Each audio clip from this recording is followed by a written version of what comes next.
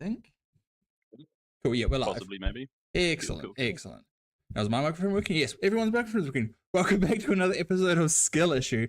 20 episodes in, no one ever thought we would ever get here. I'm going to make this joke every week until someone actually notable talks about us. But we are here, 20 weeks in, 21 weeks total, because we've only taken 1 week off, but we're doing it. We're actually making this content. We've even gotten like 300 and something views on a video. It's fucking crazy. Basically, full-time podcasters at this point. You really need to chill out with all those old accounts, Tate. Yeah. Just the bots, yeah. One of them are my mum, so, and some of them are your mum, so. Yeah, Cool. Yeah. As you both heard, I'm here with Tate as always, and we also have a very special guest this week, which is Josh, who has won the Lords of War 2 RTT, which is the Kraken RTT that was in, was it Hobby Lords in Hobby Auckland? Lords up in Auckland. Awesome, yeah. But yeah, so welcome, and how are you doing? Yeah, no, good, man. Good. It's pretty hectic at the moment, obviously, with the whole house packing and everything like that. But aside from that, yeah, can't complain, man. Just the generic tired young dad, young children situation. Yeah, but still getting the effort in there to just nail 3 games out. Go, what was your end score in the end of the event? Like 300 for 300? What, you dropped points? No. This is mad. What are we talking about? No, I dropped points. I'm slowly getting washed, man. Like I'm going to be written off. You guys won't be taking me anywhere soon at all. No, what did I drop off? You got 1 point round 1, 8 points round 2, and 12 points round 3, mate. Madness. Yeah, washed, man. Tate's gonna bag me now. I'm never gonna be invited again. No invite to the Skill Issue team. It's stay in Sterling. Please. Cool. Yeah. It's good, man. And like I'm pretty blessed in the fact that my partner's very onto and forgiving and respect to the hobby space for me, because it keeps me sane with everything in life. So being able to slip away and play games and tournaments is awesome. Yeah, it's a huge part of like being able to have that like dynamic of being able to play 40k, right? Like especially, I don't have kids, but like especially with kids, like having that person like, well, they're going to take on an extra toll, right? So like, you know, the housework that still needs to get done, everything else, you bugger away and play War Dollies for 2 days, come back, and then, you know, like, so having that support there is really huge. And then it's not talked about enough, those kind of like the support people behind, you know, being able to go to events. Correct. You know, like 100%. And like, really important. That's something, as you say, that I think a lot of don't get me wrong, there are a lot of 40k players in our scene that are the lovely single bachelor life men, being able to jump out at the women with anything, but there are a lot that go unnoticed about how, as you say, the other half supporting the hobby and helping guys through it and stuff like that, letting us go and be little spurgs playing toy soldiers for the days. So.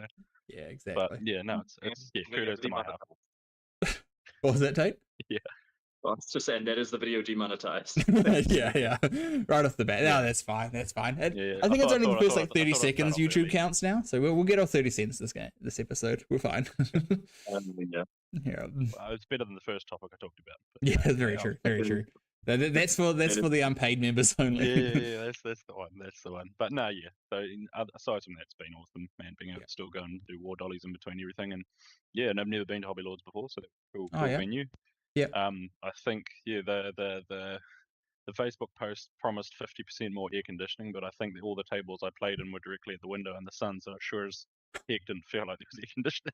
True, but aside from that, it was a cool venue, very tidy, very clean. Nice. Yep. Oh, that's wicked. Yeah, it's fun. Like I'm hearing about a lot of it. Obviously, I'm a bit further away now, so I only get to see snapshots every few months when they come up. But like seeing these like like the Games Lab and this like Hobby Lords, like all this new like 40k like scenes that are popping up, it's super exciting to me, right? Like because we need more players, right? If we want to grow the community, we need more of these stores. So like being able to support them by going to the events that they run and all this kind of stuff it's really important. 100%. Like we gotta as you say, gotta prop the new players up, because they would certainly get pretty stagnant if it's just all the old guard chewing it to the very end. So yeah, as you say, it's exciting for the new places, and obviously they're a lot more inclusive to friendly games being RTTs and stuff like that. Yeah, instead of 2 days. Yeah, also a lot more approachable for more people, right? Like the 1 dayers. Yeah. And I think it's also it's good to see like the communities crossing over. Like a few of the was the Games Lab one, you got kind of all the different Auckland groups, people from all of them coming together, which was cool to see. Yep. Yep, I think there was the same with the Hobby Lords one there. There was definitely a splash of kind of every front of the community, I guess. Well, bar for obviously, the hardcore South Island ones and stuff like that, but like the Auckland scene and kind of mid North Island scene, there was definitely like players from every part of that, even at the Hobby Lords one, which was cool. Like, Yep. all the clubs sort of have some representation. Awesome. Yeah, that's really cool to see as well. Like kind of like, oh, who do I get to play at this event? Because like there's, there's what 38 people at a one day is crazy. There's what, like 4 or 5 undefeated at the event. Like, yeah, no, it was pretty crazy. It was pretty hardcore at the end of the day. It came down to a few chomp and changes of points. Yeah, of course. Yeah. Which is good that you're just one of the most consistent scorers that I know. Because I was like, oh, if he wins all 3 games, like he's going to be up there. But no, it's really cool. It's definitely, I prefer to shine more at 2 days because in the second day I can chew out the chaff and kind of get my lead away. But when it's a 1 day and you have to sweat for the points, it definitely makes you try. No, definitely. Very cool. Tate, how's your week been? Good. I've been away for work most of the week, so me and Charlie have been chasing each other around Australia. Charlie messaged to be like, I'm in Melbourne, and I'm like, I'm going to Sydney in 4 hours. And then he messaged me to say, I'm in Sydney. I'm like, I'm going back to Melbourne in 4 hours. So yeah, I've not got a lot of 40k stuff in. Been fairly busy. I played a game this week. I think I played a couple of games on Sunday. But I can't remember. But I'm playing an RTT this weekend, so taking Xenocreed, which is what I'm currently panic painting, because that is tomorrow. Yeah. Nice. Yeah. So we good. That's a fun for. Oh, what's that, sir? No, you're sorry, Tate. I was going to say, how are you finding the Australian scene? Obviously, leaving all of us crayon-eating New Zealanders and gone to the big leagues of Australia. How are you finding the community and scene over there? I miss the crayon eating. The Australian scene is rough. No, it's good. Like there's a lot more players, which is like nice. You're like, and there's a lot more good players, which is cool because you're not playing like the same sort of core group. Like you can play, a good player that you haven't met before. And it's really good in terms of, and there's multiple terrain formats played, like more events as well. It's just that classic like more people. But by that, do you mean that there's more like the actual community split between playing GW, WTC, UKTC sort of stuff, or is that all like when you say formats? Yeah, not UKTC, and I wouldn't say they're split because it's not like club or some people only play WTC or whatever. But I'd say there's definitely like there's a variety of events that do a variety of terrain stuff. Right. So like teams is normally WTC, otherwise it's normally GW, but this is a WTC singles event because it's a ANZTC fundraiser, I think is the reason. Yep. Nice. Yeah, there's that local. That's awesome, man. Yeah, club that I can walk to from my house, which is sick. Yeah. So yeah, that's always a bonus. Yeah, huge bonus. It's been good. Yeah. Nice. And you're playing Xenocreed this weekend, eh? Yes, yeah. I've decided to just embrace the fact that I can't kill tanks. Although I was having a bitch about none of my armies being able to kill tanks to my friend, and he's like, just play Thousand Suns, to which I flat out refused. So no. I can't. David Garrado can't be right. So. Well, it wasn't David. I wouldn't have given him the title of my friend. Like, come on. Come on. No, you are my friend, David. Poor David. No, I love David. No, this is a mate of mine here, but basically it's like I'm wondering if this is kind of counter meta. Yeah, there's everyone lining up their las cannons, and I'm like, here's a heap of idiot like horde with Feel No Pain that can surge, and you probably don't have the volume to dunk through it. Yeah, it's also got like it can't deal with Catan very well, but the big tanks like it can. Like the not the Metamorph, the Roxor unit can one tap a Rogaldorn, one tap a Rekvex if it contacts. So it's yeah.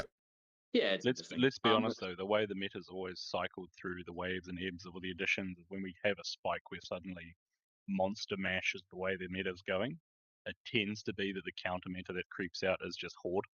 Like you just counter them, go, cool, bro, you can kill me, but I've got another 20 more to follow up. Like it's you just outscore. That's sort of how the meta's always ebbed and flowed when Monster Mash became prevalent.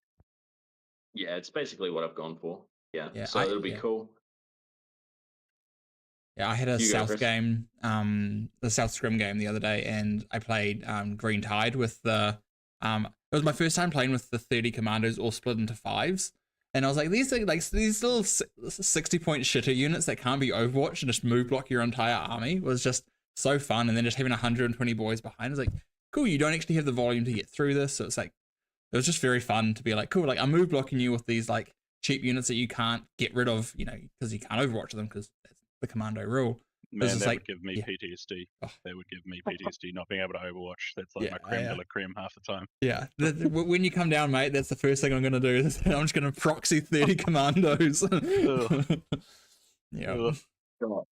Josh offers 2 in-the-morning Fury. He's like, get in the 40k room. We're playing Orcs. It's a 3.5-hour Fury. We could get like 4 games in with Josh.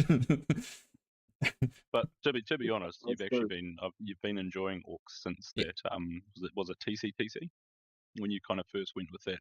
Yeah. The team and you were TCTC was when you sort of started really kind of digging into Orcs a bit as a faction properly. Anyway. Yeah.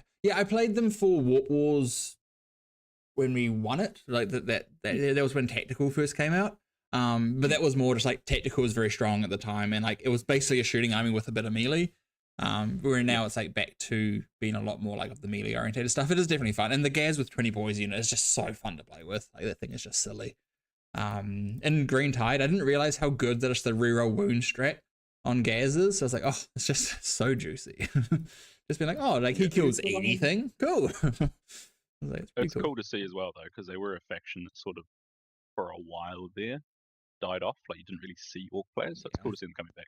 Yeah, I still don't think that they're super strong, but I think they have like a place, especially in teams, because you can kind of build them to do a few different jobs, which I think is quite cool. I think that's the power of them, is they're not just like a one trick. Like Warhorde's probably still the best way to go because it's the most consistent, but there's been that Mordaculus, which is just like it's like 27 units or something like that, and it's just the idea is that it just like outtrades you, and just like has too many things for you to have to deal with, and it'll outscore you over that game.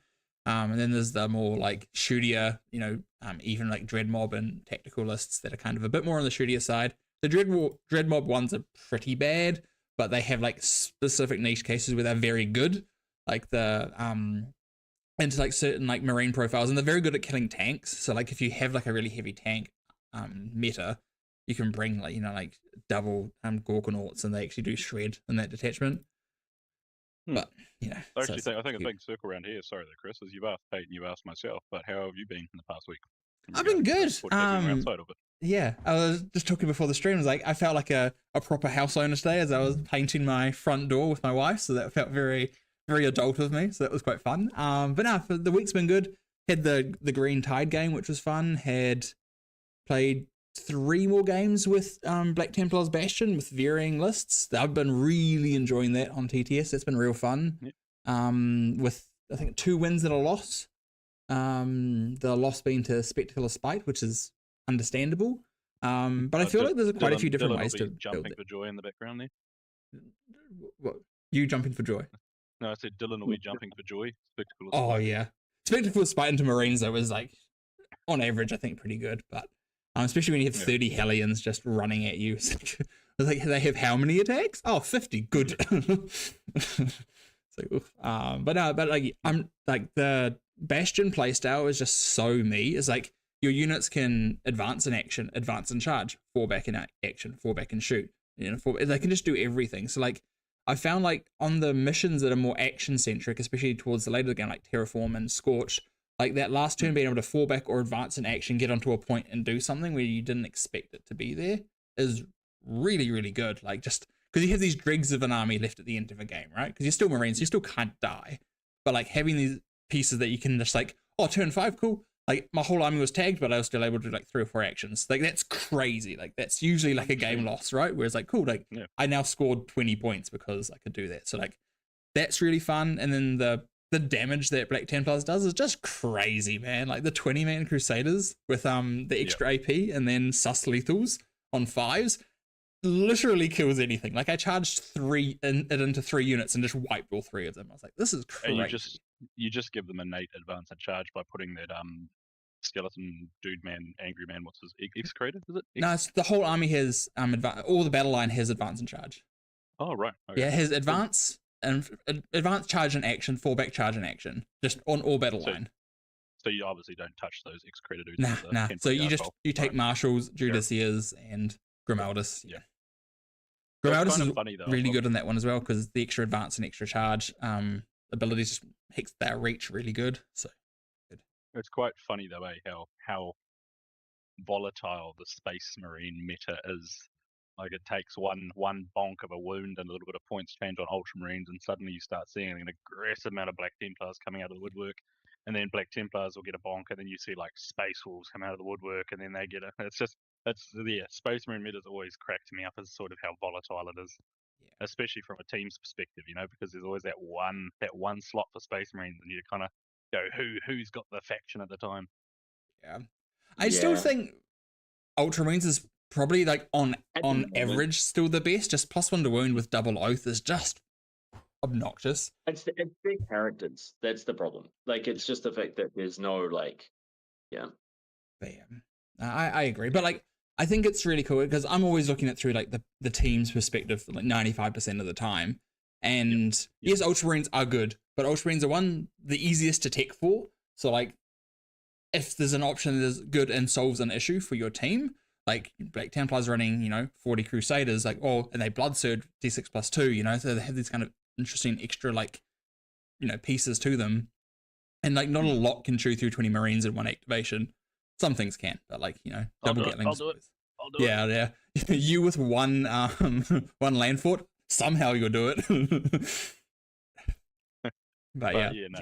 It's cool though. Like I say, I like the volatility of Space Marines because it does get boring. Like I think it was 8th edition, maybe. I think it was where it was. You just had pretty much the Iron Hands build that like the whole half edition of it. Like it was sort of like, oh my god, every Space Marine with Iron Hands, and it's just like at least now you can kind of like you got the meta ones, you got the cycling meta ones, and then you got the fluffy guys playing for it. So there is actually still variability in them. Yeah. Now they've done a decent job with Marines. Like you even still seeing like Salamanders like coming up in the odd event, right? Death Watch have been doing really well recently, like they've done a good job of keeping them playable. Whether they're the best thing in the game, Ultramarines, yes, but like other things, like they've all been at least good enough to still win events. If you're mastering them, you're going to do well with them. Which is, I mean, let's be honest though, they're always going to have to have been decent, not great, not stellar. But they always are going to have to be decent because it's the poster boy army that the first guy walking in the store is going to go, oh, look, Space Marines, Warhammer. Yeah. I think they're always very good. But it's always that there's like the one build that's very good, and then every other build is just like, not every other build, but a lot of the other builds are terrible. And that's like always the spot they sit in, right? Like. And then you get some diehard cowboys that'll just play that terrible build to tournaments anyway because it's what that's how they play their Space Marines. Sort of, but which is cool. Like it's cool to see. Yeah. I hate those people for the specific reason though that they drop the win rate of Ultramarines down so significantly. So then like all the metrics look fine. Like Space Marines only have like a 51% win rate. They're perfectly average. Like no. You take anyone with like a lick of skill and it's like a 70 to 80% win rate. He's like, ooh. That's really that's fair call. But I think that happens on most factions, doesn't it? There's true heroes that make sure they keep the win rate down for us. Yeah. Like the Astra Militarum players, the people that play them no matter what. Like the casual 1 and 4ers. Our Baneblade Kings. Oh yeah. But yeah, no, like I've been really enjoying that. So just getting more and more prepped for ANZTC, just trying to like, obviously we've got a data slate before it comes out, but it's just like trying to get intimate knowledge with all the factions that have been listed, just so when the next slate comes out, I can like, cool, I know this is good, I know this is good, bad, this has changed, let's practice that thing that's changed, and like, how is that played now? So like, I mean, currently with how the meta is, I don't think you'd expect too much of an aggressive data slate, if I'm being honest. I don't think it'll be that volatile. I don't think so either, but like the small changes are going to be important, I think. Like the 10 points here means I can't get this enhancement now. How much does that change this, or stuff like that? Like because like that can change a matrix. 2 points of like, oh, I don't get this extra AP here now, or I can't fall back and charge with this orc. Which maybe that was like the thing that actually kept you in that game. So it's getting that knowledge that so you see it once the slates change. So that's kind of where I'm trying to get just enough intimate with the factions that I'm trying to play. And then I need to play some games with Tau because I've been keeping them on the back burner, but they're one of my factions. Like I'm good with Tau, but I still want to I still actually need to get some games in with them. It's actually something on that notion as well. Your commission painted by myself. No, your commission painted by myself. Farsight I found, and packed quite nice to bring down with me. So he's coming down. Hell yeah, he can go onto the rack over there and just chill there. I need to get like another shelf that's like just here, and I can just have some like fancy like models and stuff. I'll show you something. We'll cool. sort you out. This is I got a set of the terrain from Pato, and so I'm slowly building it and making it look pretty. But my wife, who's a very talented artist, has done some drawing, some paintings on like graffiti. But this is one of the ones that they've done. That she's done. So it's like awesome. Celestine like painting on a thing. Like I thought that was really fucking sick. So she's done that one, which is super neat, man.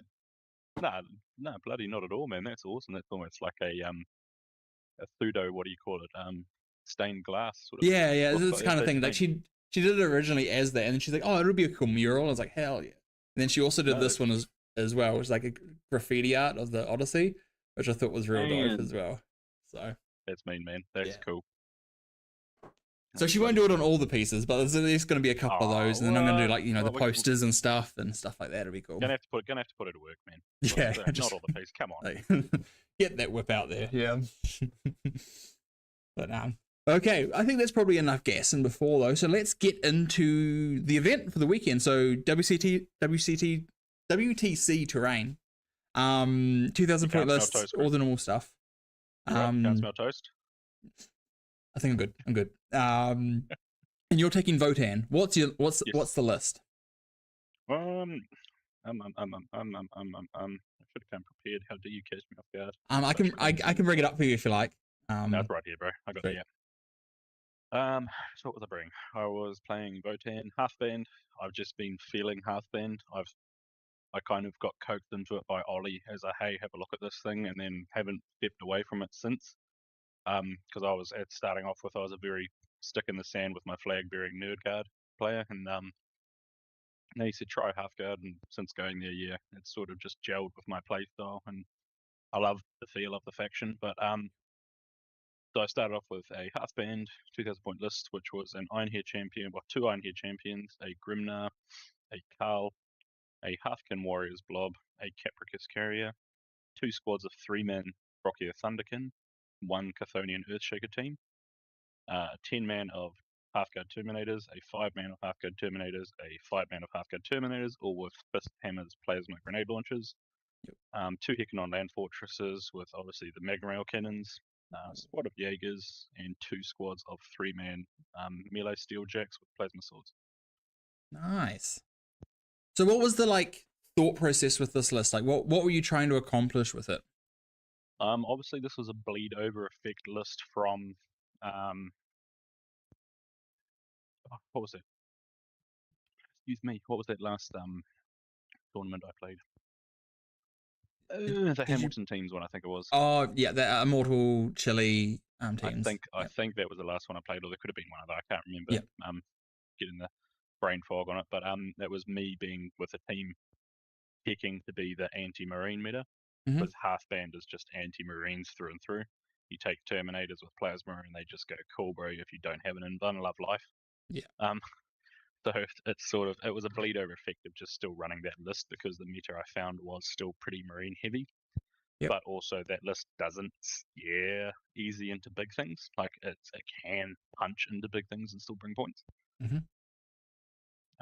But yeah, it's just a very durable, very hard hitting list. Like, you know, you got a 10-man squad of guys deep striking in and rapid fire doing 20 shots of plasma. Even if they're wounding big things on 5s, they have lethal hits, and you spend a CP and a yield point to get sus 1 and lethal sus 1. You're still punching through 10 wounds, you know what I mean? Yeah, and it's enough that plus a grenade or something else goes through, and you're like, oh cool, I'll kill you.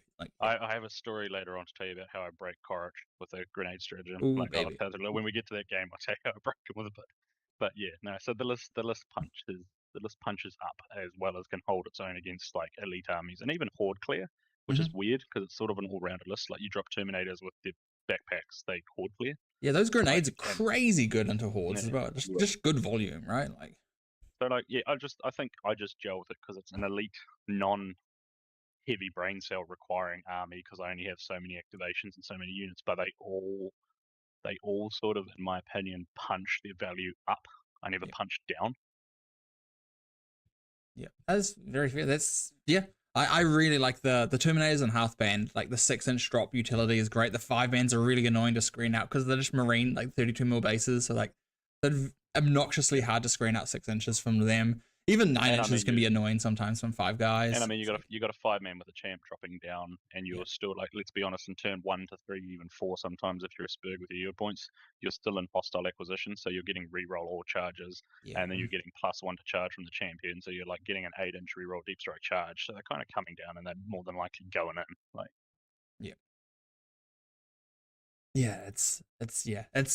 it's good. Like I like that, and then the land forts are like a really good solid base, and then you got the Jaegers and stuff to be that kind of early attrition, move blocks, action monkeys, all that kind of stuff, right? Like once again, I got to give full credit to our boy Ollie. Like I was very against happy carriers, and Jaeger splits, but he was another one that had a big yarn with me about that, and then I also had a yarn with Michael Taylor about it. Took them, and then I'm like, man, I've been dumped. Like I don't know why I wasn't taking these before, being able to just combat squad, Jaegers, and just throw a 5-man out there, and then have some to go and just expansion objective push and jump out and be little nerds. Like it's the amount of sorry. Not where I thought going with the Jaeger comment. As soon as you did that, I was. I knew what angle you're coming from there. I do love the Jaegers, like that 40-point unit that you come out, and then sometimes your opponent has to send like 150 points to clear it off an objective, and then they still get to reactive. It's like, oh cool, now I've lost nothing of my, like, I was only going to lose 40 points, now I've lost nothing, and now I get to kill you 150 point thing. Is like so frustrating because I played Ollie a bunch with it, and I was just like, this is so obnoxious. Like you kind of end up with ways to deal with it, but those first couple of games you play against it, it feels so unfair. Like even if you do get to kill the 5 Jaegers, you feel so dirty doing it. Yeah, but you also, like as you say, I find it's kind of like I'm learning more and more the more I play it, of the better positioning of the infiltration of the 5-man to move block, but also have them so, if an opponent comes in and I roll an average roll on their pragmatic hunters roll, they can just go yeet and hide behind something, and then they've exposed something for nothing, as you say. Yeah. Or on the flip side, I find some opponents go, oh, like I tend to be putting my 5-man in a position where I'm being a little bit of a nerd and kind of blocking out area denial, so they kind of are forced if they draw it to come and punch them off. Which then, as you say, in turn, it's like, oh no, you've now put out like 300-400 points to guarantee you clear out for area denial of my 40-point unit. Oh no.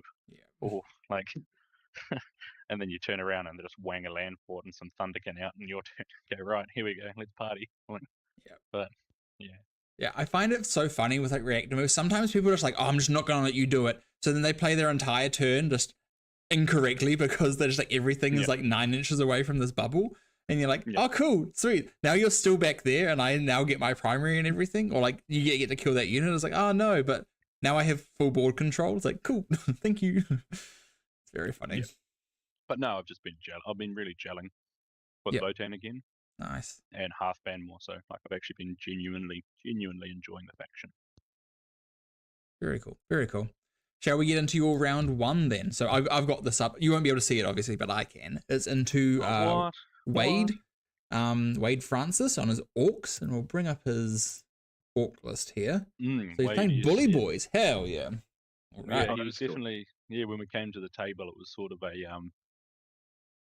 my brain was, because obviously we were late because John kind of didn't think that when I got carpool down, he forgot the venue was on the other side of the bridge, thought it was the normal one. So we were a little bit late. So I kind of missed somewhat the part of the setup thing. So I walked up to my table, kind of introduced myself, and then kind of realized, because Wade was like pulling out all these mega knobs, and I'm like, well, what kind of orcs are you playing? And then he's like, Bully Boys. I'm like, right. And because he had, off the top of my head, generic X amount of Gretchens to just throw around, some Storm Boys, 3 battle wagons, Gazgul, Ulmug, Thraka, and 6. Oh no, Gaz was attached to 10 of the naked knobs. 10 knobs, squad, I think it is. Yeah. And then he had a 6-man in Deep Strike and a 5-man and a 5-man of Megas. Yeah. And then not much else, I think. Yeah, it's like, it's the Gretchen with 3 battle wagons. You're not going to have that much more else after that. Yeah, so you got 2 units of Storm Boys, effectively 4 units of Knobs, 2 big units of Gretchen, and the battle wagons and then characters. Yeah, it's pretty, like, as orcs go, I don't know if you could make a list much leaner with that without taking like a Stomper or something. Yeah, So it's yeah. pretty, yeah. So I can't remember what we played off the top of my head. It was Taken Hold. I am. That's right. Taken Hold, and I think it was Crucible. Okay. I can't remember the deployment it was, but obviously Taken Hold was just your bread and butter 40k, really. Going into that, I was somewhat curious as to how I would go. Obviously, being an elite army, I sort of like elite armies. He doesn't have a lot of invuns, bar for when he wars, obviously. Then invuns turn up. Which being Bully Boys, you know that's happening twice. And the Feel No Pain on the Mega Knobs as well, right? Can be like make them a bit more of a chore to chew through sometimes. But we all deployed. I did my little Nerdburger 5-man Jaegers in the middle, and they were like blocking up area denial. And then rolled off. He went first, so I was like, okay, cool. Everything else was sort of deployed to hide, so zoomed my little Capri off of the scout to hide. He came as orcs do, just bowling up the board, full throttle, and then managed to do everything that he could. 2 battle wagons, I think.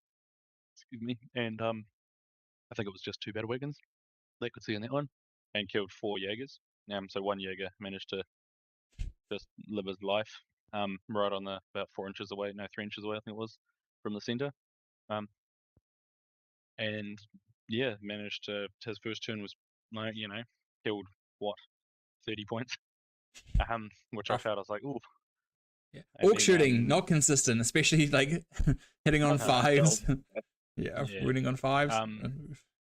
And then from there, it was just a little bit of a kind of a very rough situation, and the fact that obviously everything had balls up the wall, so I could kind of get very aggressive angles on everything. Obviously, as soon as I had 3 battle wagons up the snuff in the middle of the board, you could bet your boot and pants to go home with that. My Thunderkin were balling out of the land forts turn 1.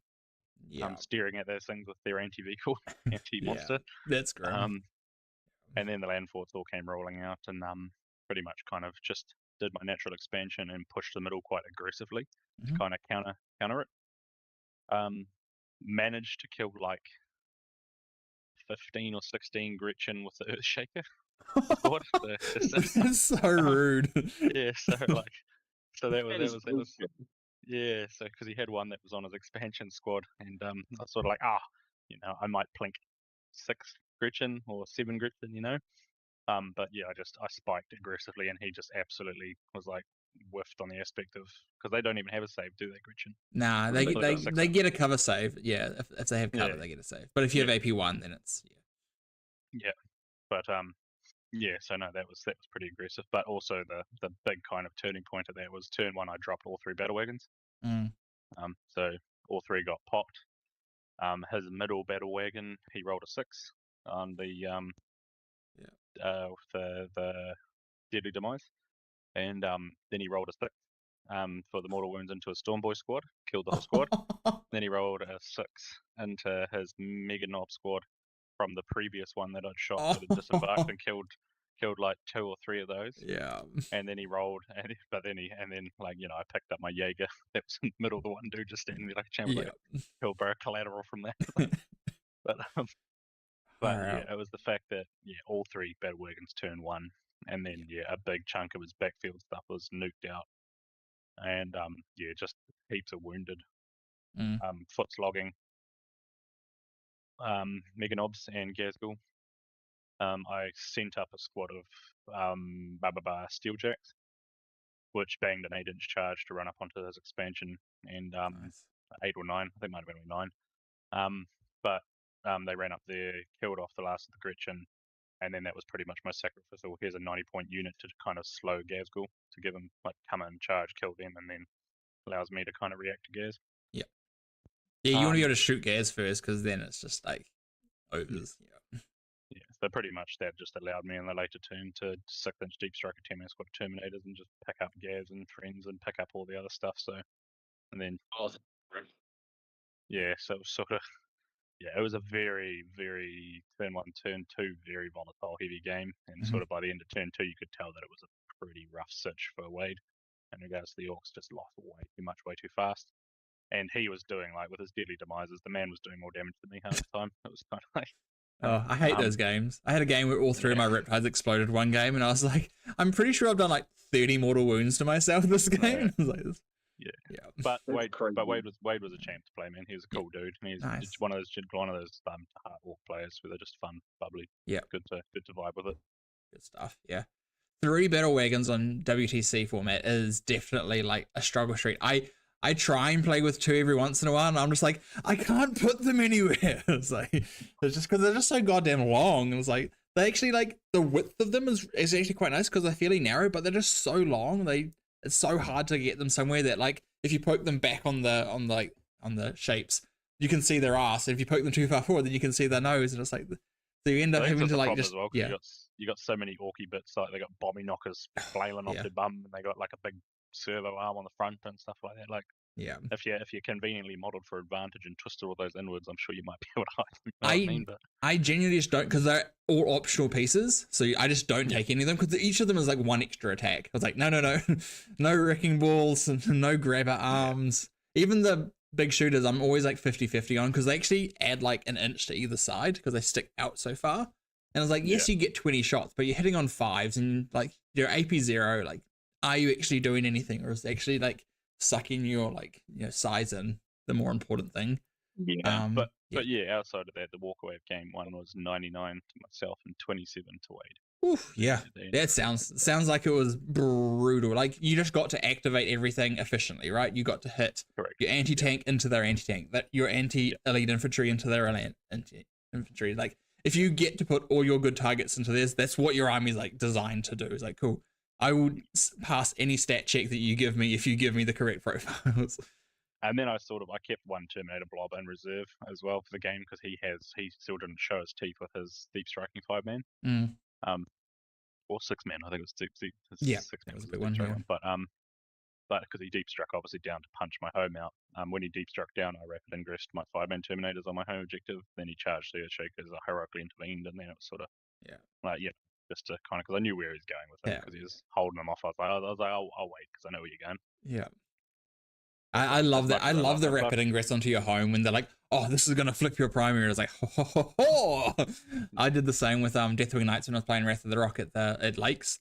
Hen like had charged like on like and he was going to pile 6-inch piling console onto my home and like just like flip my primary. And I was like, but you are at the moment 9 inches away from my home objective. What if there was 5 Deathwing Knights that you can't kill? Yeah.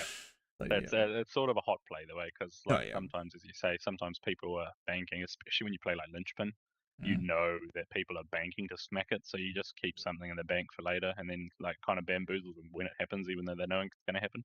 Yeah, everyone always thinks that rapid ingress is going to be like an aggressive play, but it oftentimes is just as good as a defensive play like that, right? Like stopping your opponent from being able to take you home because like, well, you could do that, but then I'll just rapid ingress there, and then your unit dies. So it's quite cool.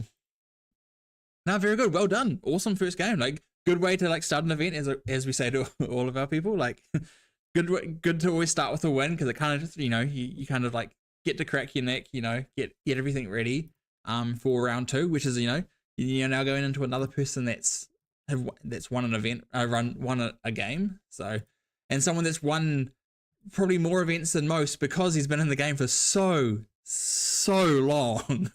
Yeah, I had to pull his Zimmer frame out as he came over to the table. But, you know, but we got him there. Yeah, it's the one. Yeah, give him his Pepto-Bismol and his Viagra. I don't know what that man means. But yeah, we played against Hayden Corrich, friend of the show, lovely man, absolutely gentleman of a person. I think, to be honest, just friend of the community, really. Like, I remember being an absolute little bum monkey of a 12-year-old. I think I was playing at Onaraki Community Hall when I first got into it. Yeah. 11 or 12-year-old, and, you know, Corrich was there, and he was sort of one of the idols that we all looked up to. Like, oh my god, look at this man, he's God in 40k. Like, you know. So, and we're all sitting there with our little paint dunked, like 3 inches of paint on our miniatures, thinking we're hot shit. And love Hayden pieces, man. Yeah, he's an awesome dude. Yeah. Yeah, But so yes, this game, so we're playing irritating. against Chaos Demons. This is Scintillating Legion, I believe, right? Oh, yeah, it was. I've never seen that many chickens on a table at all in my Yeah. life. Yeah, only on your painting table, right? When they become meta. Yeah, well, I've still got well, I've done one and I've still got another one to do as Big Bird from Sesame Street for Charlie. So Yeah. still got some chicken PTSD at home. I was gonna say, I was like, I bet you Charlie sent you 3 chickens. I would put money on it. No, I'm 2 down for Charlie. So Yeah, nice. Probably already has like but 5 painted at home as well. yeah, that's it. But Yeah. so into Hayden round 2, obviously that was quite cool. Yep. Quite funny. Obviously, when I walked up, Hayden and Finn were having a bit of a pep talk, and Yeah. quite confident. Oh, Quite yeah. confident there, yeah. Yeah. Like, yep, nah, into this, we're good. And obviously, like I underestimated the shit out of his list. I'm being honest with you. I was sort of like, he's like, do you know what they do? And I said, not really, but we'll just roll. And then we played it, and old David, our boy David, once again, he came and gave me a pep talk before round 2, and he said, right. He said, this list uses flux tokens. When he gives them to you, never use them, and you'll cuck them. And so I was like, oh. When we started the game, I said to Hayden, any flux tokens you give me, bro, just count it as nothing because I ain't touching them. Just gonna let you know that it was us that told him to do that. Okay, cool. Yeah, we told him like, if you ever Yeah, play with flux tokens, don't use them on like round 5 at the end of the game. Like that is the only time you can use them. So basically, we gave you the advice in this game. So David gave me that pep talk, obviously from follow-up from you guys then. But we played into that, man, and like honestly, I think Hayden's turn 1, or maybe even I think it might have been turn 2. His turn 2, he picked up probably just over a third of my army. Jesus. It was rough, man. Like I severely disrespected and underestimated those chickens' output. Yeah. Like their weapon profiles was just damage 3, strength 9, 10, or 11 or something, whatever it was. It varies from all 3 of those. Yes. Yeah. Like it was nuts. Like he pops a stratagem and a flux token, and then now he's wounding my land forts on 3s with AP 3 or 4 at 3 damage apiece, doing 9 shots with sustain. I was like, oh, what the? Like, jumped around the corner and just picked up a land fort, picked up some Thunderkin, picked up some Steeljacks, picked up my Grimnir squad, and I was just like, all right. Like, It's a bullshit army, yeah. I was like, we're playing Warhammer, right? And then but yeah, that was sort of the clapback was weirdly efficient on my side. Mm-hmm. So like he turned around and just napped a land fort and napped sort of my natural expansion forces that were on that side, which was like I sort of like like what can you do? That profile is just designed to clap most things that live. Yep.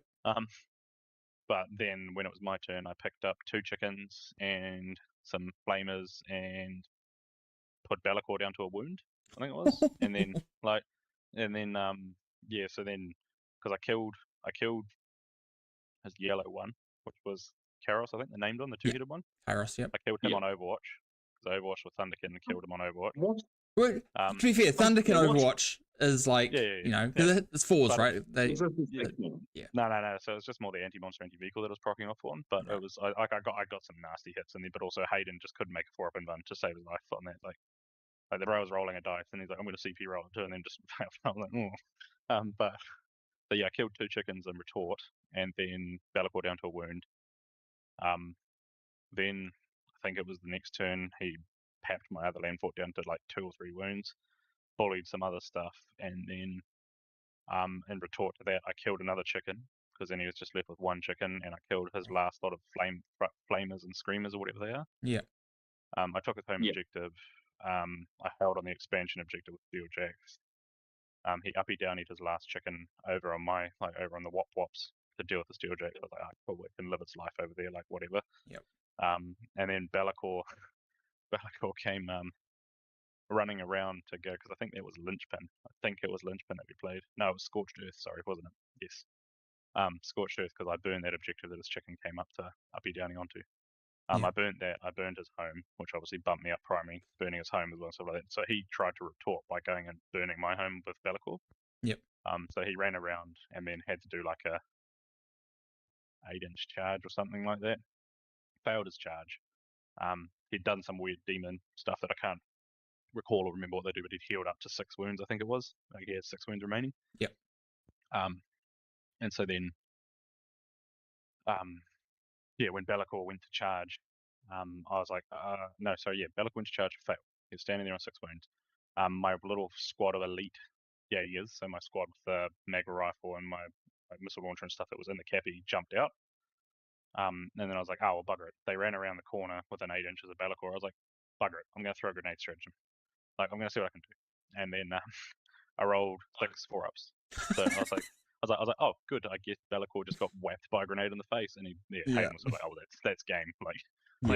Brutal. You could see the man's soul break and twitch when he seen 6 4-ups in the dice tray, and he's sort of like, oh, that's game. Like, sort of just threw it down, and just managed from there on up. I still had enough assets to just score. Yep. And then, like my last turn, I charged 2 squads of Terminators into his last bird because I drew Bring It Down and Assassinate. I was like, cool. Like, we'll see if I can do it. Shot it down to a couple of wounds, charged it, and just beat the shit out of it with fists and hammers and stuff like that. So, it was like I said, first few turns I genuinely disrespected his army, and I bit it for it. Like, it packed up so much of my crap, and I was like, whoa, I don't know how long this game's going to last. Like, fair enough. But so that ended up being a 92 to me, a 53 to Hayden, which was a 73 in WTC, 17 to 3 in WTC scoring for me. Now, very clean. It sounds like Hayden may have overextended a little bit to clear your expansion, and that gave you enough to kind of hit back. Is that kind of what happened a little bit? I think on the analysis afterwards was he didn't extend enough. Oh, he stuck his Death Star too rigidly that I could just kind of formulate my army around it. Whereas if he had 2 chickens up there and 2 chickens down here, and like Be'lakor with maybe 1 set of them, I would have had to split. Like, his chickens could pick up a land fort. Like, he proved that with 1. So if I'm then having to split my primary firepower up both avenues, he can just bully an avenue, break it, come and take over, and then push up. But he just stuck that Death Star. Also, I was just like, okay, your whole blob's just moving down the board this way. So I was like, well, I'll just formulate a line and kind of unbox you so you can kill off part of it, and then I can keep overlapping. Yep. Okay. But, interesting. It was like, in my opinion, I would have said 2 down there, 2 up there, push 2 sides of the board, have Be'lakor wherever you think you need him. Yep. At least into me, with how I was playing and how I kind of analysed that game. But, like, the genuine Death Star might just be the way to go most of the time. Yeah, I think like when I've seen it played, it's mainly on like GW that I've seen it played, where I think the Death Star is really important because the 18-inch low knot becomes really pivotal on that. But WTC, there is a lot less sightlines, so it's probably less important to be able to do that. And if you put Kairos and Infernal Puppeteer on one side, they're both kind of indirect, so then they can be also play a little bit safer on that side. So like that's probably like a fair shout on WTC. You don't have to keep it as Be'lakor kind of loses a bit of not viability, but like usefulness on WTC because you don't need his abilities nearly as much. The rerolls are still really good, but and I can tell you now for free, I think you're right. Yeah, it does. But like just in our game anyway, obviously what we're analysing, I think the play would have been to split fronts, not a combined front. But I can tell you now for free, like I was every turn of Hayden's, I was Overwatch. Like I don't think there was a turn in the 5 that I didn't pop a CP on Overwatch. Like I was 10-arsing that man with Overwatch. Like I think there was one where he's like, oh yeah, these screamers, I think they are, whatever they are going to come in and do this action. I was like, oh, Overwatch, killed squad. Like, Karos who was wounded, is I'm going to move up so I can link up with this. And I was like, oh, Overwatch, killed Harris. I'm saying, oh. That's egregious. I'm Team Hayden. Holy shit. But, sounds like me with Repexes now. Like Black Templar Repexes. Like, I have reroll hits. Just slam that button. Like, it's a drug, man. Like, I had like 34 shots coming out of this thing. And, like, I'm going to roll enough 6s. But yeah, it was a Be'lakor situation. The grenade, I think that broke the camel's back for Hayden. You could see it in his eyes that he was just sort of like, what's going on? Yeah. It's the same as like when you roll, like it's like, oh, I need to make like when you jokingly, I'll make all 4 of these like 4-up invul saves, and you just roll them and then you do save them all. You're like, whoops. That's very it's like nothing you can do about it. It's just the dice being the dice. But yeah, sometimes it can be a bit feels bad when it's like the perfect amount to do, whatever you need. Oh yeah, 100%. But yeah, 6 4-ups and a grenade I definitely felt a bit tin ass. And it's like every Yeah, very funny. But, yeah. Oh, good stuff. Well, awesome. So 2-1. Sorry, 2-0 at the moment. So excellent. And played like one an army that you hadn't really played before, and obviously able to get the still like 17-3 differential win. Pretty big, and 2 high scoring games, which is really important when you know there's going to be 4 or 5 undefeated. So if you want to podium, you need to be getting big scores, right? Which is kind of the goal is always at least a podium at the at the events where there's going to be many undefeated. Like you kind of just like you don't necessarily like obviously you would want to win, but just sometimes it's just a bit more down to luck. You might just get a matchup where the score's going to be really low, and there's not a whole lot you can do about that. But that's a great place to be. Like confidence is there. So then we have your last round, which is into Ryan. In my infamous Ryan Megalucci matchup, which seems to be every tournament I go to. Yeah. Well, last time you guys faced, it was the other way around, right? So, like you definitely had I think 3 or 4 chips on your shoulder that you needed to brush off. And it was the first thing I said to him when we came up to the table. I said, "Right," I said, "I'm coming for you, man. I owe you one." So.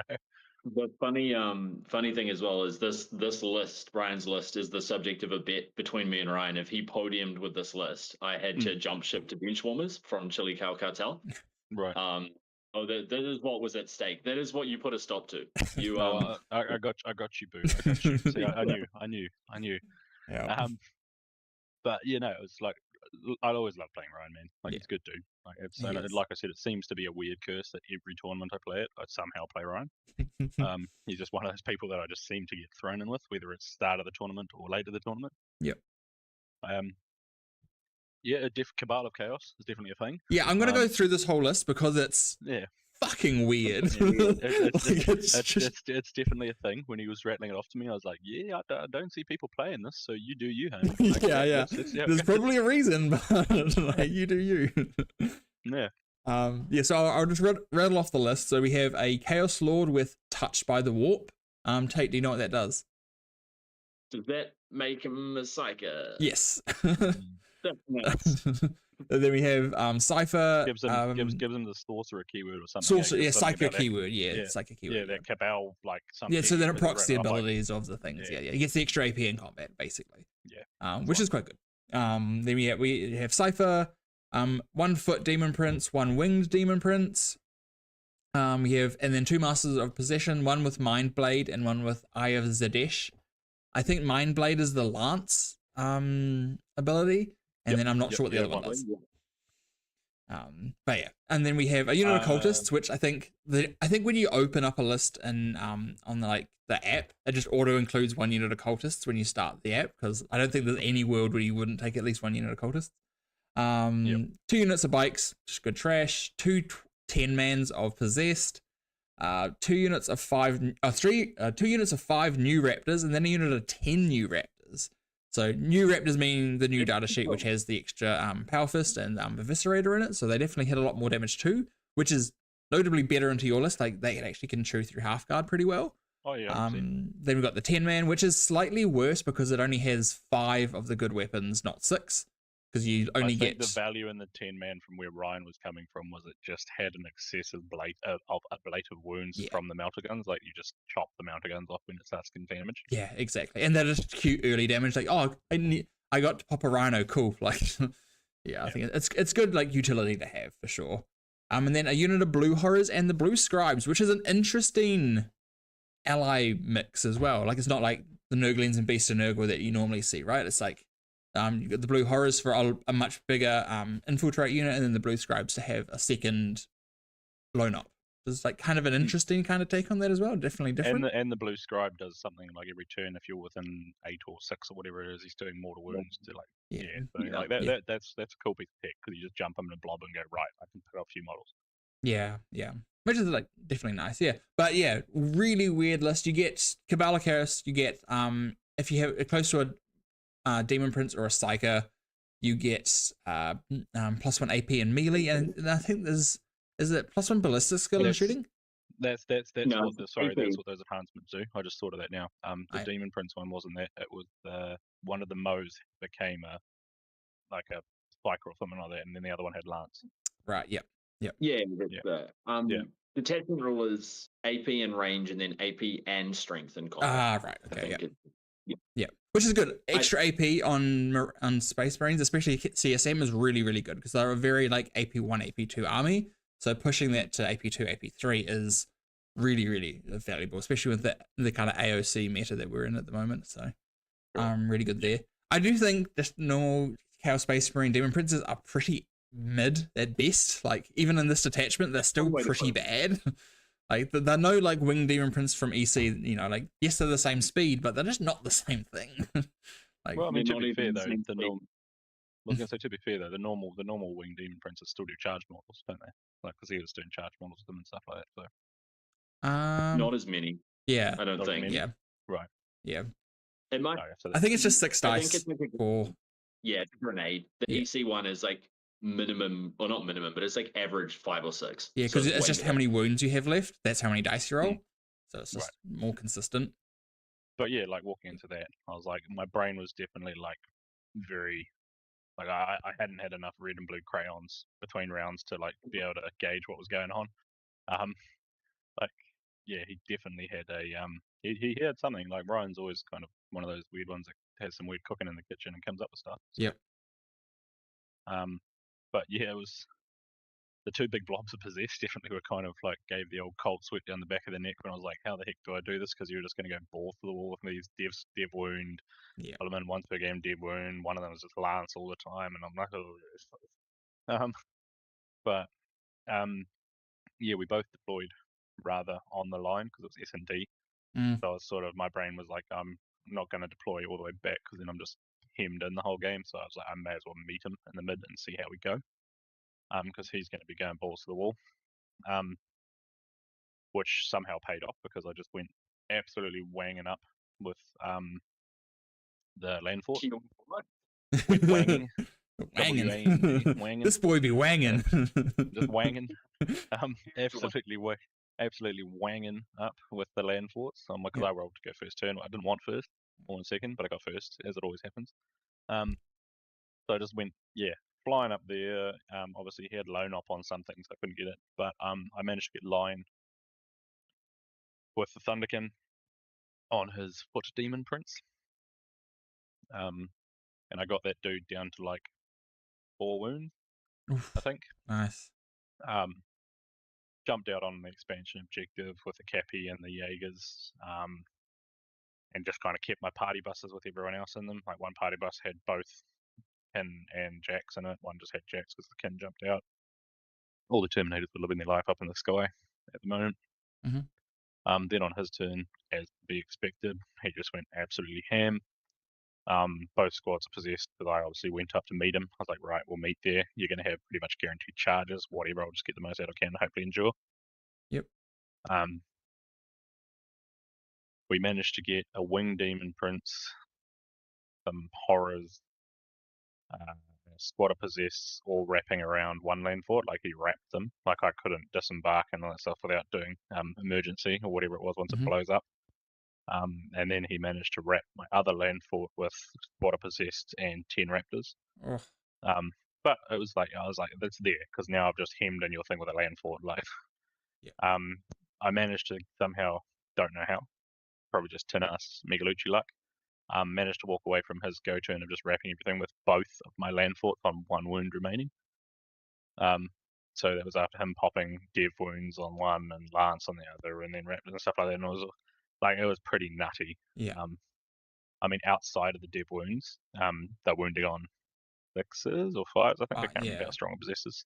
Yeah. I think they're strength 6. There'll be strength 6 in that, right? Because +1 for all. So they're wounding on. Yeah, so they're wounding on 6s because then their land forts are T12. And then like obviously the lance one wounding on 5, so he's still really fishing for wounds. Yeah.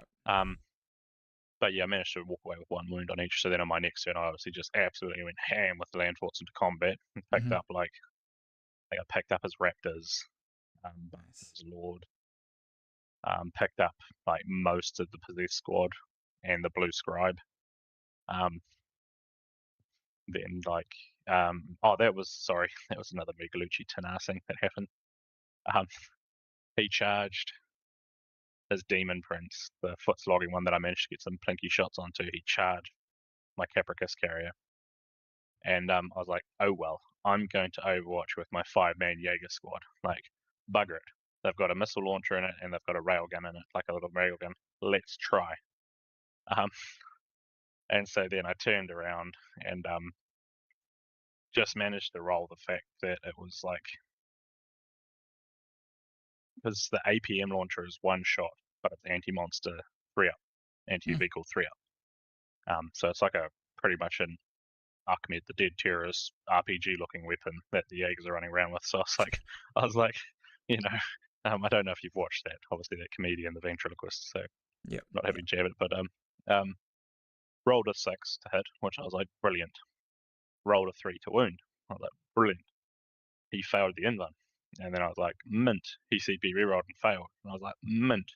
D6 damage. He's got 5 wounds or something like that and rolled a 6. And I was like, mint. One little Jaeger with an RPG just took out the Demon Prince on the way. Like, I was yeah. And so that was sort of like, oh, cool. Old Private Ryan over there, he's doing his best. Which the rest of them just got mutilated by Cypher. Like Cypher ran in and just dropped the shit out of them. But taking that Demon Prince off was pretty big on the priority. And just managed to mow them all down, and then obviously that cleared up room for the inevitability of when my land force died with 1 wound remaining in his turn. Managing to chew down the squads cleared out room that my guys could then disembark without having to emergency disembark. But yeah, so that was sort of good, and then obviously the disembark from that allowed me to sort of fight back and clear out the rest of them. I think by turn 3 he had Cypher, the Chaos Lord with jump pack, and the Master of Execution with 3 possessed remaining, and then obviously his cultist squad's just living their life on home. But managed to then just obviously by then the Terminators were turning up, and sort of what was remaining couldn't stand up to Terminator weaponry. Give or take though, I think it was battle round 4 or 5 when I finally, maybe even 5, when I finally killed that dang Chaos Lord with jump pack, because like that dude was just not failing invuns. Like I'm just like, are you gonna die yet? Like. I like when you're complaining about someone else's dice. Like, no, this? not complaining, not complaining at all. Like it's sort of one of those things where it's sort of like dang, like this dude. This is what other people feel like. This is horrible. yeah. But no, it was cool. Like because he was just living life on my home objective, and like obviously I had to send a Terminator squad back there and try and bog him down. But and then like the end of the game just kind of came around where Ryan was trying, obviously, as most of us players up in our sort of tier do when we analyze the game as to what we can bring back for a team. So Ryan was trying to analyze, like, what little points you could drag out to break the differential a bit more. But yeah, he just had turn 4 and 5 of just drawing dud secondaries and even redrawing into dud secondaries where you just didn't have the assets to do them. Which that was sort of like the break point of allowing me to kind of run away a little bit. But walked away with that being a 88 to me, 48 to Ryan, 17-3 WTC differential win. Right, Where are the 15 5s, Josh? Where are the 15 5s? I haven't seen it. Sorry, man. It was all a lie. It was a ruse. Yeah. I'm either 0, 20 or 28. Like, come on, man. Get one or the other. 17-3. You seem to be pretty consistent with the 17-3. Yeah, 2 of them this event. It's pretty crazy. But 20 and 2 cool. 17s is pretty mad. It was a very bloody game. Like, obviously to be expected from Chaos with 2 massive blobs of possessors. But I'm glad I did what I did, where I met him. Like, I was like, first turn, bugger it, I'm going to meet you in the middle.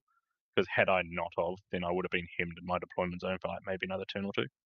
Which then meant the scoring and the like extension of my army would just be nullified. Like I managed to meet him halfway and stall his army, which then allowed me to deep strike in positions and actually get ground and actually push out. And then when I drew secondaries, I wasn't going, oh, please don't draw this. So I can just be like, oh, okay, cool, I've drawn this, I'll do it. Yeah, that's nice. Yeah, like technically kind of like almost sacrificing the land forts so you can have board position, like because you're keeping everything inside them safe because he doesn't have the guns to like shoot them. So like, okay, well, I know the things inside are going to be safe no matter what, but like it's not an unreal chance that you don't kill both. And if I have at least one, then I'm at least doing good damage back, and then I've got that board presence that I want. So like you're losing something, but what you're gaining in like board position and control of the board, especially going first, where you really do need that kind of control. Because if you don't have control going first, you're really in a bad position. Yeah, and it was like expensive expensive speed bumps. Sorry, the land forts, but like it was sort of in my opinion, the play. Even though, as I say, expensive speed bumps, that sort of needed to happen. Yeah. Like. Yeah. Otherwise, Nice. I would have just been walked over like a rug. Yeah, it shows 3-0. You're one of the 5 lucky people that ended up with all wins. But you also ended up with the most points at the end of that out of all 3. I think it was by the skin of my teeth, though. Yeah. I think it was by the skin of my teeth. I think there's someone right up my bum in regards to points. Yeah, 279, 275, 262. So 2 people within what 15 points of you, 17 points of you. That's pretty close. Like But no, it was cool. Like I said, I knew that the game against Ryan, I had to definitely try and quite aggressively push to get points out, because I knew, being obviously a one-day RTT, that if I got a low-scoring game, she was over. Yeah, it's a bit of a bummer when you go undefeated at an event and then you don't podium. At least you're like, well, I feel like I've done something here, but I'm getting nothing for it. But at the same time, it's kind of cool that you can still have these one days where there's a lot of people like them, which is like adds to the variety, and it does kind of give you another goal where it's like, cool, I don't care what my opponent's score is, I'm winning, I just need to be scoring as many points as I can, which kind of gives you a different goal.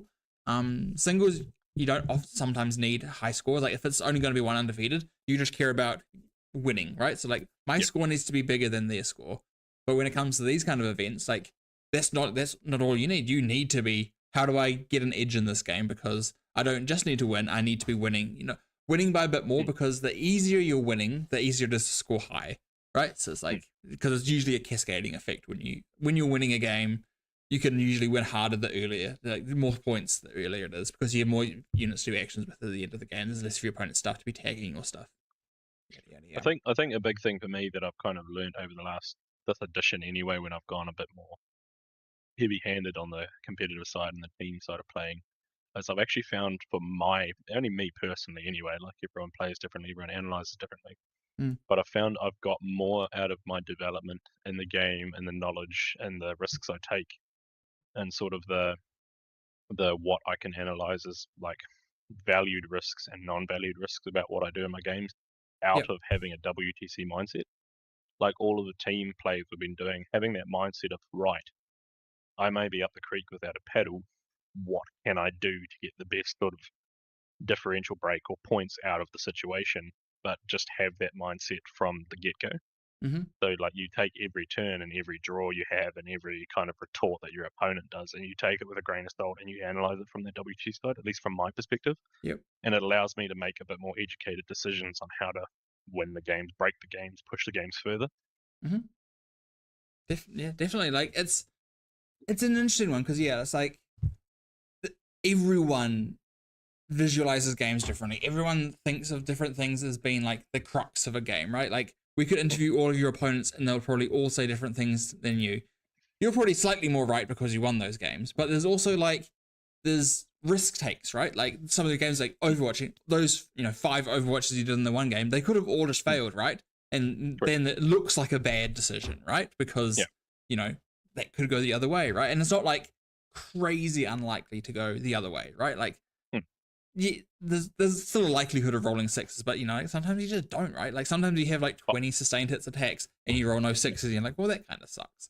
It can happen. But again, the analytics behind my end for that, playing against Hayden's game, was I'm like, right, and your turn, you're just picking up a land fort, bro. Like I can't do anything about it, so I've got to try and get as much value as I can out of my land forts. So overwatching is another way to get value out of my land forts. So I was sort of like, that was my only methodology behind it. Was I was like, otherwise you're just picking them up and they've done diddly squat.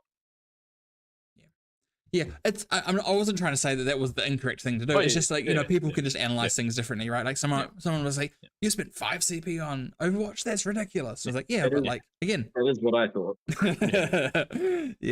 Tate, the most safe player we know, so this man doesn't know what the Rep X life is like, only on the receiving end. I've You know me, received man. it. I have received it. Yeah. I just spend my CP like dollar bills, man. Like, Yeah. Like I can't Yeah. take these to the grave, so I'm using them now.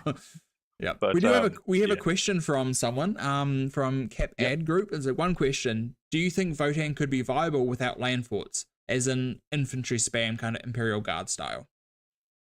Definitely not in half band. Half band, you sort of need the heavy punch up to kind of what do you call it, counteract the elite deployment of your Terminators. Like you do need some heavy hitting punch from when your Terminators aren't around. Yep. But there Yeah. are other detachments. Like I think Ollie from chat has gone quite hard into, I'm pretty sure off the top of my head, it's Delve, which is very Yeah, infantry based. he's got like a Delver. He does have a Hearthband list that has no forts in it, and he's gone like super MSU. He's got 3 broke here, but, 3 of each of the Ollie and I have Steeljacks. this discussion, man. Half band without land ports. Ollie needs to eat some more crowns, man. Like, but no, yeah. So like Ollie and I have had this discussion before at MSU Votann, 100%. Delve is a good way to do it, and I think there's also a transport heavy one, like a detachment where they get buffs from transports. Yeah. I can't remember what it's called. But yes, Breakfast? I think so. Yeah, that might be it. Yeah. It's breakfast but different. Yeah. And but you can even probably do it with Nerd Guard. To be honest, you could probably do an MSU Nerd Guard build because just the stratagem versatility of Nerd Guard is there to just support. Like, so you probably could get away with MSU Votann. So to answer the question, yes, 110%. 110% there is a way to play MSU like body spam halfband, sorry, not halfband, Votann. But you'll never catch me doing that because it's way too many models for my crown brain. But yeah, there is a way to do it. Yeah, definitely. 100%. I actually think the Votann detachments are pretty interesting. Like, I think a couple of them are maybe a little on the weaker side. I think the break fast or whatever it is, detachment probably got hit a little too hard because they got like all of its like good strats got completely like redone to be the worst way that they could work.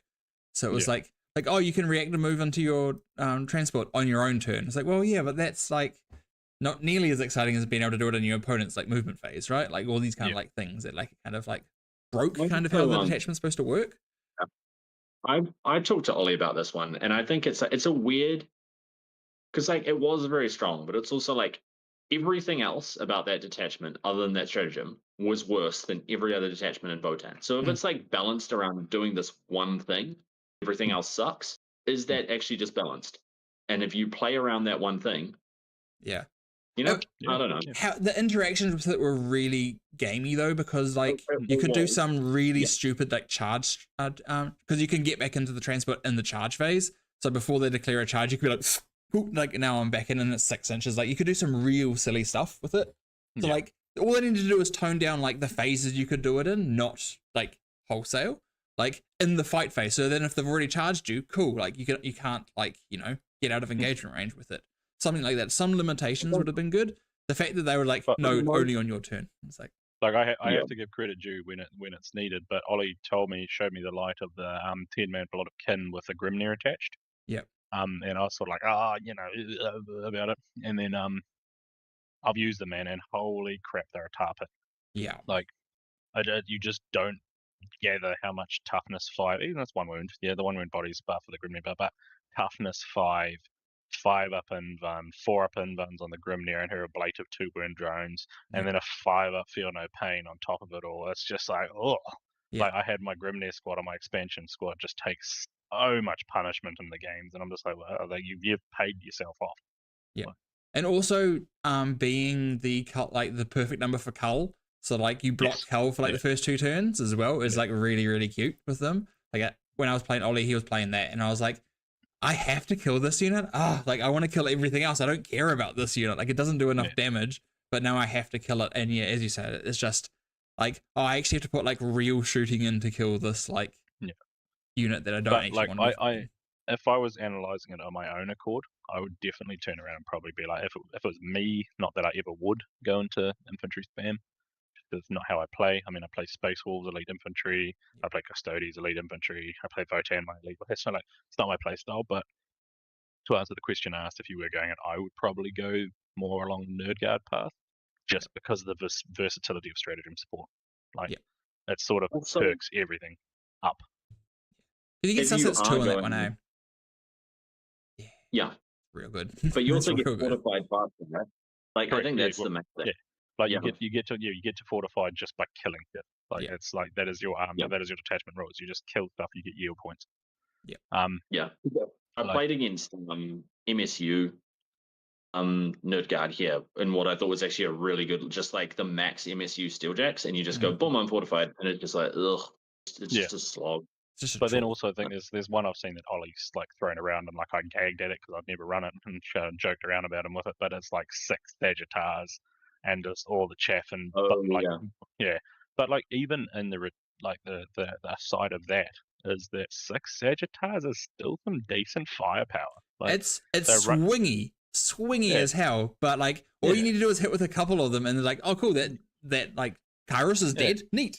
like you know what I mean. You're still running around with 6 dudes with 2-shot las cannons. Like it's like it's still a lot of las cannons. It's like aggressive little angry razorbacks, like running around everywhere. Like Yeah. Also, remember who you're talking to. It's not swinging. Josh is going to hit with all of them. Like, in it's- Overwatch. Yeah. Yeah. Yeah. I my also only like thing the with you, Tate, is scientists when we in that list when he runs the two Mesmer archaeologists or whatever they're called with the science. the science Dr. men, Eggman. Science. yeah. Dr. Eggman. Yeah. Yeah. They're pretty cool. Like I just like, oh cool, like I picked up a 5-man unit of Marines like pretty consistently. Like that's really good to be able to do for like 70 points. Like Only Sure problem is. is when you try and throw them into Terminators and then they like go skid them to bup and just blow themselves up with Yeah, high yeah. profile. Yeah. Like, Hazard this thing on a 4-up is pretty hot. But yeah, it's a buzz. yeah. But yeah, no. To retort to you, Tate, as well. I said next time we play, man, don't worry. I'll bring a fresh bag of carrots to put on the side of the table for you, man. We'll keep that trade going. Then gluten-free carrots for you. But yeah, no. For viewers' sake, anyway, the last time Tate and I actually played a game, the man was running off no food whatsoever, and all he had munched was a couple of baby carrots before our game. So the dude was on struggle street from the get go. Yeah. Not ideal. Not ideal. Yeah. Hey, it was one adult carrot. Don't sell it. Oh, sorry, yeah, one adult carrot. I was trying to up you with the bougie baby carrot packets. Yeah, can't afford those. Yeah. This is the Melbourne lifestyle. One big carrot or 3 baby carrot. But yeah, no. So no, all in all, like yes, that's definitely a viable way to play Votann. Yeah. But I think in the way we are at the end of this edition now anyway, is 99% of the factions have a way to play all avenues. Like you can play Monster Mash or heavy hitters with most factions. You can play Horde with most factions. You can play TAC with most factions. Like Yeah, so you definitely also- can. It's just some of them will be more viable at a certain time. Like as we said, like because the Necron kind of big stuff is like really in the meta. Like you know, taking the antithesis of that, like taking the the big hordes, lots of MSU units, all that kind of stuff. Like that will be good for a while, because it'll be the counter to the counter, right? So. Oh man, I still have PTSD back when I was playing Imperial Knights against my game against Ollie when he flew over for your team, I think it was. Yep. Chris. And I'm just smoking this dude, but like I'm sitting on a point, like blitzing his army, but every turn he's like, cool, I'm putting on a 5-man blob, now we're contested, you don't score. And then I'm like, kill it, and he's like, cool, I'm putting a 5-man dude, now it's contested. I was like, oh my god, bruh. Yeah. Outlander will be doing that. Yeah. My so like thing. but like you know what I mean? Like it's a viable way to play and it's cool. Like you don't have to be I'm gonna table my gone are the days, of old like 5th edition and stuff like that where it's like I just have to table my opponent, hell for hell I to also kill everything. With end of the edition, and if you want to play Horde Votann, and you have the models, just play what if that's something you want to do and you're not concerned with winning, like it might be good in 11th. You have no idea of knowing what's good in 11th. Yeah. Just have fun. But like the big thing I like to say on that as well is like don't get me wrong, playing hyper competitive is definitely taxing at the best of times. Like I'm definitely on end edition burnout a bit. Like I can wholeheartedly say that. Like I've definitely, but obviously with the moving house, changing jobs, coming down to hang out with you now for the rest of my life down in the South Island, Chris. But and then you know what I mean. Like, I'll just move back up. Like nope. yeah. Josh comes down, Chris runs away. But the whole move and then the young family and stuff, all of that added on top of just continual hyper comp and not playing any sort of fluffy fun out of it and stuff like that, it definitely gives burnout. So more to what Tate was saying was if at this point in the edition, if you think, hey, I want to play Horde Votann, let's give it a go, and it's going to be fun, just do it, man. Who cares? Like, try it out. And as you say, 11th might tick around. It might be the way to play Votann. But then I'll run off to Custodians of Space Wolves because, you know, but yeah. That's very good. We have a comment from Tyler being, I jump on in the chat, is Tate eating carrots? What the fuck is going on? Thanks, Tyler. You always bring the best comments to the stream. I should just carry that meme with me now. When I start meeting all these South Island players and going down to Wellington stuff, I'll just carry like a bag of carrots and put it on the table. Yeah. There's some mini milks. Don't you know, carrot and a soy latte, gluten-free toast. That's beautiful. No, but to be fair, man, here, like I won't go into my dairy antics in regards to our live stream public forum in regards to the 40k dairy antics, but yeah, no, in regards to that, yes, it's I definitely think, I don't know how you guys feel, like between you two, you like probably a bit more refreshing over in the Aussie scene, and I don't know about you in the TGS and local scene, Chris, but I'm definitely at the point now where burnout's coming a bit of a thing. But like, you know, it's just, as you say, it's one of those things that some people like. One of our locals, well, we're a local for me at the moment, but one of our little icons of the country, Jonty, that man can just play, eat, breathe, and digest 40k at the rate of like an American eating hotcakes. You know, like it's like, you know what I mean? Like it's sort of one of those things where it's just there are people that can just do it, but like, you know, I've gone pretty hard for tactical chili, and obviously I've played for Odyssey as well and stuff like that over this kind of edition and stuff like that, and just competitive. Yeah. And then obviously I think I was prospected for ANZTC, but then obviously wires got crossed about me moving down to the dirty south, and but yeah, so like that was another competitive thing that was lined up, but no, just definitely at this point in the edition, play for fun, man. Or if you're a competitive player, just play for competitive sake of it. But it's a great time to be testing things as well, right? Because like it's probably not going to be a full reset for 11th edition, so understanding how different things work, you know, getting the kind of damage profiles, which again probably aren't going to change that drastically. So just playing different things is definitely not a bad thing. You know, like, hey, I want to try a new style. This is an ideal time because like your win rate doesn't matter as much. Like you kind of just want to get things like under your knowledge belt for the next edition. So just trying different things, trying different play styles, all that kind of stuff can be really valid to just try, like, give it a go. Like it's the ideal time. There's never a bad time to give it a go, but this is like a great time to give it a go. And that is pretty historical accuracy, to be honest. Like, because I've been playing a wee while now, like I said, since I was a little 11-year-old snotting and drooling at the Honorary Hall. 4 years ago. Hayden like he's God. Looking up to Hayden like he's a god. No, like it seems to be a historical trend with Warhammer where every second edition is a mop-up edition, and then the one after is a full reset, and then you have a mop-up edition, then you have a full reset, then you have a mop-up edition. So 11th, historically, if we're trending it that way, it should be a mop-up edition. So it shouldn't be too aggressively changed core rules. It should just be more fine-tuning, and then maybe the induction of a lot more new units, new data sheets sort of thing. Yeah, and then codexes will just get violently changed once they come out, but like that's fine.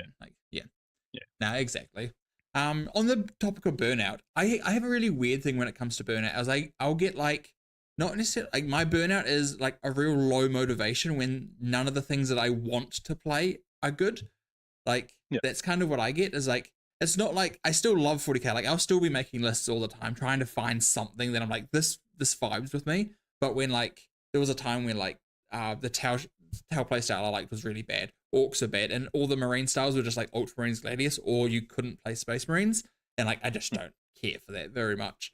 So like when all those things were like good, and none of the things that I wanted to play, none of the like, you know, itsy like shooting armies, you know, hard gun lines were very bad, and like the tradey Space Marine lists were really bad.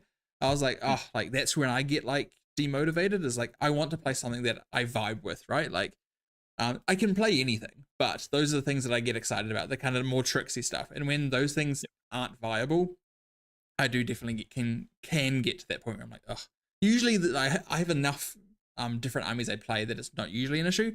But like, I remember talking to Tate about this. We were both like kind of like down one day on Discord together, and I was like, I don't want to play anything. And then he was like, I don't want to play anything. I was like, yeah. I was like, But like, don't get me wrong. Like, 40k is something that it's a love-hate relationship, and I'll always play it. Like, I've been far too invested in it now for too many years to not play it. But I think for me, on the side of that is the primary burnout is just going too hard for too long from my aspect of it. But also being a commission painter is trying to do everyone else's work and mix working a full-time job, having an outside life with the family and stuff like that, doing commission painting, and then also going to tournaments and stuff.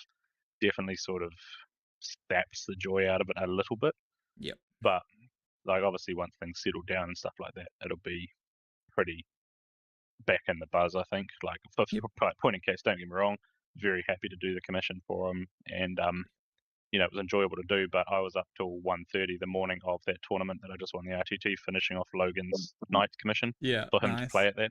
Yeah. Like, so, you know, at 1:30 in the morning, then go have a shower, and then in bed at 2, and then getting up again at like 5 or whatever it was to get ready to get picked up for Carbon and stuff. It was rough. Like, I turned up there pretty groggy around 1. Felt like he was playing it away because he was chill. It's a good thing you've had two kids to train you for having sleep deprivation. Oh, yeah, man, like shift work of X amount of years before moving up, and then, 2 children definitely makes you realise that the human body can operate off 2 hours of sleep, just not efficiently. Yeah. Hey, efficiently enough, 2017-17 is pretty efficient. But yeah, no, like for me, I think, just getting all this stuff out of the way in regards to the life side of things and the job side of things, stuff like getting all sorted and stabilised. Will be a big swing to me, obviously coming back with a vengeance and a passion again for it, because like I said, it's a hobby that I genuinely love to my core. Been doing it since I was a little boy. And like, you know, that's also, you start developing bonds in your friend circles, like, you know, outside of a few friends that aren't anything to do with Toy Soldiers and 40k, like 90% of my friends are you guys and stuff like that. So that's the way that you socialize with your friends and catch up and stuff like that. So yeah, half of the reason I get excited to like fly up to Auckland for an event is the Saturday night that I just get to shit talk with all my friends, and it's like real fun. Like I get to gas with all these people that we vibe really well together, but they're genuinely just like my best friends. Like, why would I not want to hang with them and just like have a good time? So like, it's or catch your mate out in the kitchen at 2 a.m. drinking a liter of milk.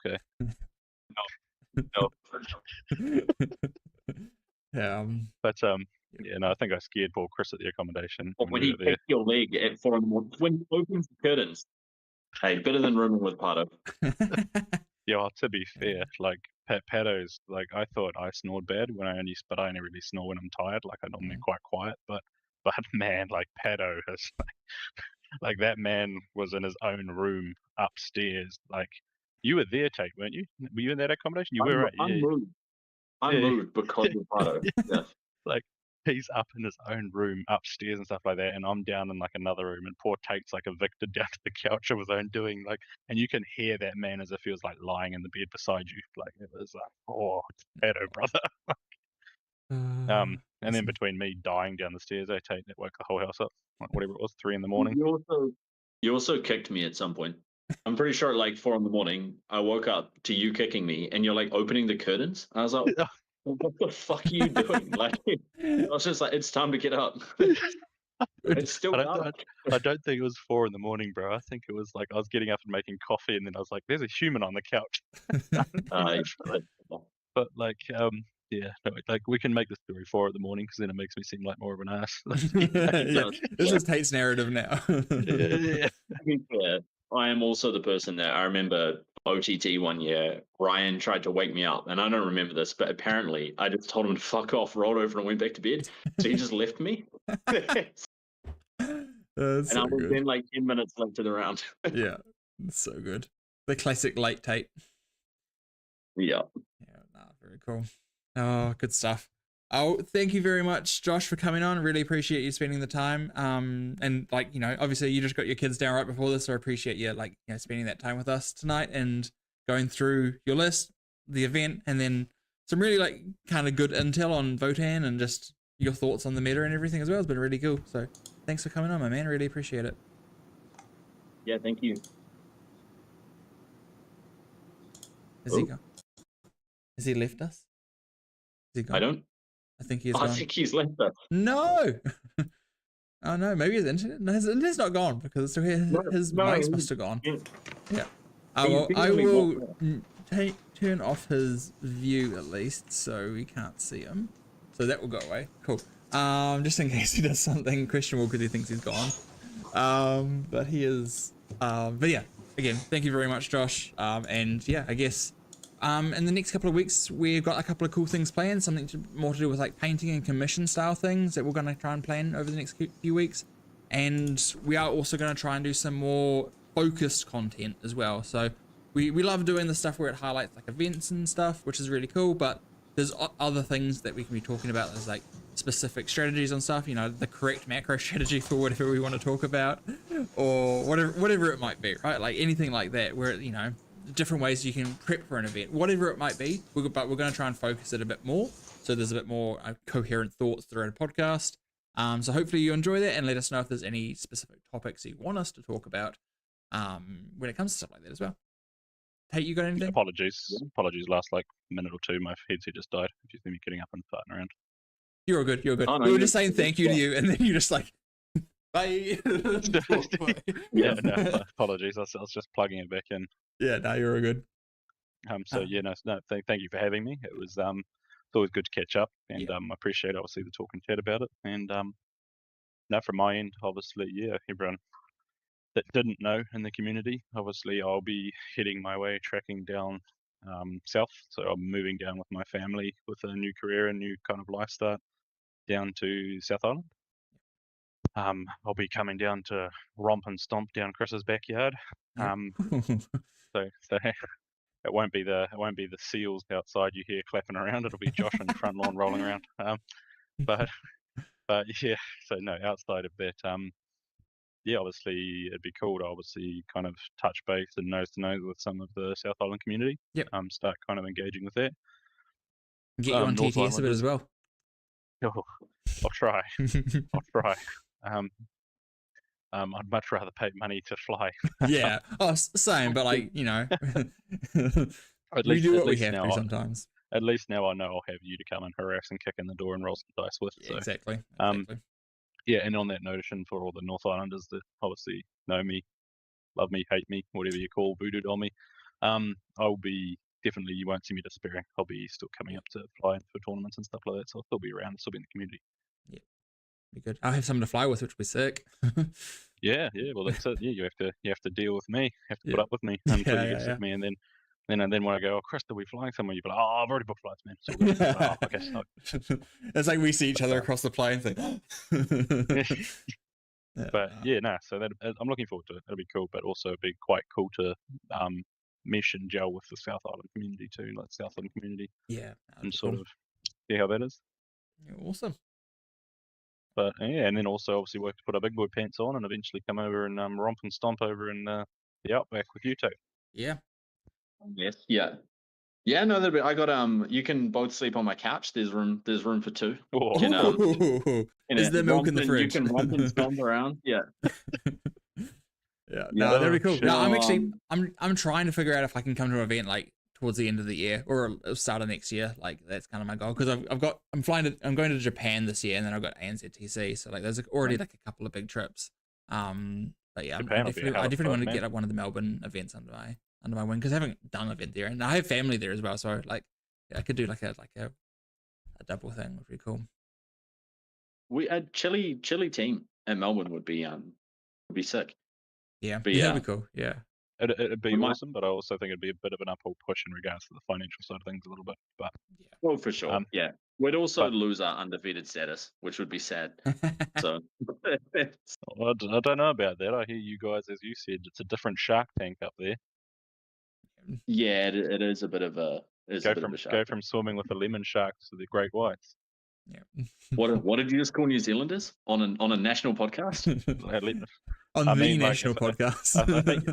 I think you forget, if I'm brushing the stroke, it's me included. So, That's but yeah, no, it's sort of definitely. Obviously, this year fell through due to moving and stuff like that in regards to my ANZTC stuff. I think, obviously, if it all falls apart and Team South detrimentally needs a person, I'll definitely put on my big boy pants and come and help out. But next year, I'll definitely be punching to jump on Team South. Hell and yeah. come over and obviously stomp over in Oz. Come over there with a bit of a vendetta to scalp some Team North as well. Make sure they understand. But yeah, no, I'm definitely excited for one new edition, fresh take on the game, reset, but also to start trying to punch up to come over to Aussie, as you say, because that's a different caliber and it's stress testing your player skill better than what you can do. A little bit, not trying to say there's anything wrong with the top circuit in New Zealand, but stress test you more than what you get used to in your own community. Yeah, just nice playing different people as well, like just people you don't understand. Like you have to treat everyone as like they're the best player because you just don't know, which is quite an exciting way to play. So you should always treat every game the same, but we all know it. I mean, I see Tate across the table, man. Sometimes I play, I play Tate. And I'm like, fucking hey. Chris, you've never won a game versus me. Shut up. Just that you. It's because you're not pairing a bag of carrots, man. You got to bring a bag of carrots. Yeah, you got to throw me off with the carrots. Well, dangle the soy latte under my nose. I'll be bamboozled immediately. Force him to watch Pato eat 3 hash browns at McDonald's before giving him a carrot for breakfast. Yeah. But nah, cool. Like I said, obviously, thank you for having me on. I appreciate that. And no, it was good chatting, good catching up, and yeah, just anything outside of that. Anyone watching this, if you want to yarn to me about Votann stuff or just genuinely abuse me, feel free to message me. Like, you know what I mean. Don't open up to general abuse with Tyler in the chat. That seems like a mistake. Brutal. That man does not have a filter. Hey, some of the best people don't. You know what I mean? Yeah, a good place to contact you would probably be just you could ping you like Josh in the NZWTC Discord. Probably a good place if you want to talk Votann. Just jump in there. Like it's a good spot and also, to start talking. Also on the like side like segue pinning of myself. Once we've set up down in the South Island and everything's sorted out as well, I've got a little bit of a backlog to clear of commission work, but then I'll be opening Howling Cow miniatures back up again to more commissions on board. Yeah, you do some amazing commission work. So I'm very excited to get my Far Sight. It's only taken, I think, a year and a half to get out to me. I was gonna say one of those ones that just happened to be like, oh, I'll just do them whenever, and then I finished them in like a month, and then just never gave them to you. Like, it was one of those things that, like we just always like bounced around. It'll be cool. But your painting is astounding. If you once it's opened back up and you need something painted, definitely look through Howling Cow miniatures. They are you do some amazing work, Josh. Yeah, and also don't be worried. Anyone that's listening, that's my current Northern clientele. Howling Cow will be picking up the slack for postage costs, so you don't have to worry about that. Yeah. But yeah, cool. But as always, hopefully everything goes well, boys. Love you and leave you, and thank you for your time. So yeah.